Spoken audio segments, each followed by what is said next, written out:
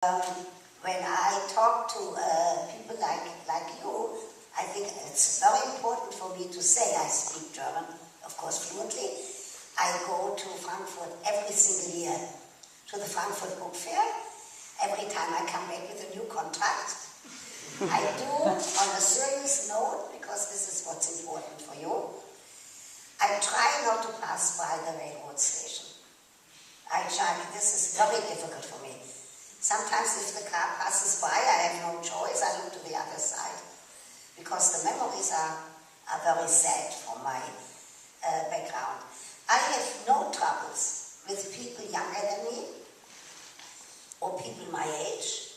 I do when I meet much older people. Now, that's why it's so important what you are doing, because it's important on two counts. One is the people are not going to be alive forever, and the other reason is what you are doing is crucial for those to be against those people who say it never happened, and you all know that that whole chapter in the history, and that's why it's very gratifying to see young people like you.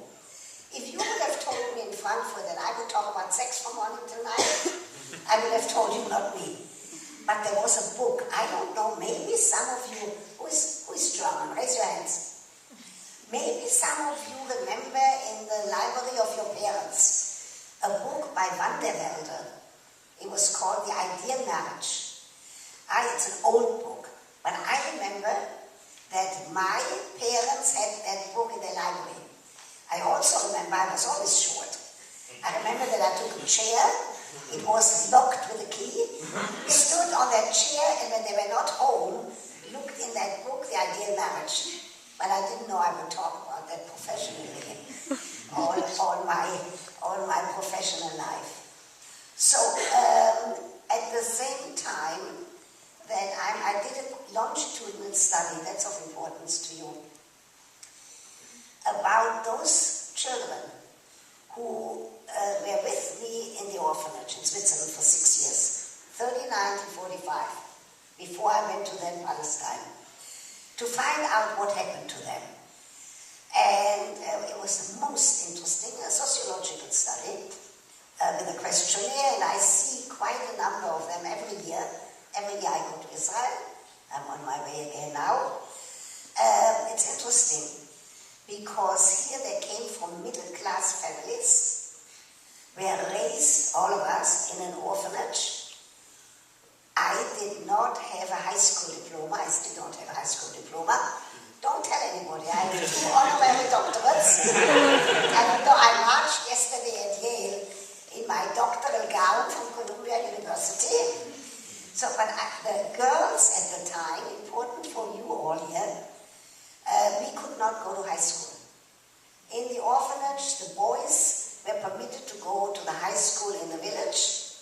The girls, I didn't have any formal schooling except, that's important for you, I have a diploma of a Swiss housemaid.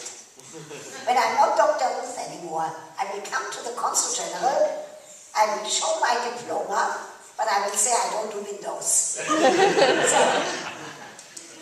the longitudinal study showed that all of us, that I followed 40 of us, they went back to the values of their parents, which means we were trained in menial occupation.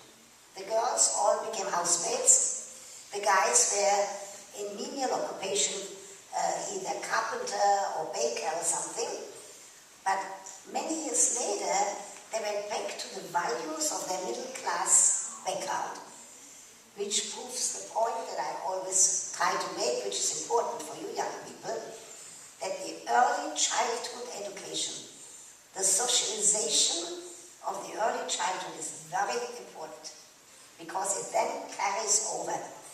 In my particular case, growing up very orthodox, carried over in terms of believing, and you are going to play later. John, you are going to play later. If I can make it here, I can make it everywhere. Okay, don't forget. Okay. So in my particular case, it gave me the love of learning. I was very fortunate in Paris. There was a law after World War II that not just for Jews, for everybody, whoever didn't have a high school diploma could take an année préparatoire, a preparation year. If you passed the exam, you could go to the Sorbonne. Fortunately, the Sorbonne was free. I passed the exam, I studied psychology. I came to this country on a visit. I knew something about the new school. I went to the new school.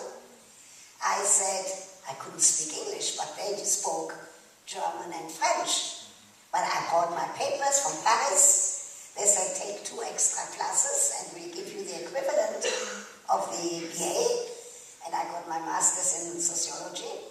They gave me a scholarship. Today, there is a Ruth fellowship that pays tuition for 3 students for many years. I also have one at teacher's school. I'm not raising money, Carol. Don't worry, she's looking at me already by worrying about that money. Did you tell them that I'm a member of the Leo Beck? Okay, I hope so. But I'm not raising money tonight. But there's a scholarship at the new school, at the teacher's college, because they lend me money for my doctorate. And that's exactly what you people are doing. Because you are kind of paying back of seeing something that is somewhat controversial, but you're doing it, and I do believe that you're doing a wonderful thing. Now we have to talk about sex, because that's why they came, right? Okay, so I would never have dreamt I'm going to sit with the Consul General of Germany on the stage. That's why I made him sit here. I want to see if he's going to blush. and talk about that topic. That's nice what you said about my son. So I did work for Planned Parenthood because I needed a job, and fortunately for me, I worked in public health at Columbia, and luckily for me, the money ran out on a government project.